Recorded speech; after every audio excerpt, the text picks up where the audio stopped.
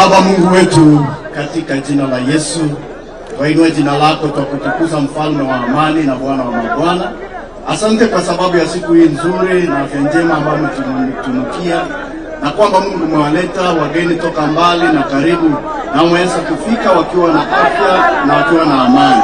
Wakati huu Mungu wetu, tunakushukuru kwa sababu ya rais wetu Mheshimiwa William Samoei Ruto, kwa sababu ya afya nzuri, kwa sababu ya uongozi bora, na zaidi ya yote Mungu utaendelea kumshughulikia katika hali ile ambayo ana mpango nzuri ya taifa letu la Kenya, na mawazo na maono na riwaza ambako nazo kwa ajili ya nchi hii kutengeneza taifa letu kulingana na vile maono umempa iwe sawa na ya Singapore. Utamsaidia na utampa watu watakao simama pamoja naye. Twakushukuru pia Bwana kwa nchi yetu ya Kenya. Umetupa amani katika nchi hii, haswa hata na maeneo haya ya Baringo na North Rift ambaye Bwana umeleta amani. Twakushukuru na tunakuinua. Tunainua pia na event yetu ya leo mikononi mwako. Asante kwa kutupa mbuzi, na asante kwa sababu ya Krismasi nzuri, maana tunaona kwamba tuna manono. Pokea heshima zote Jehova,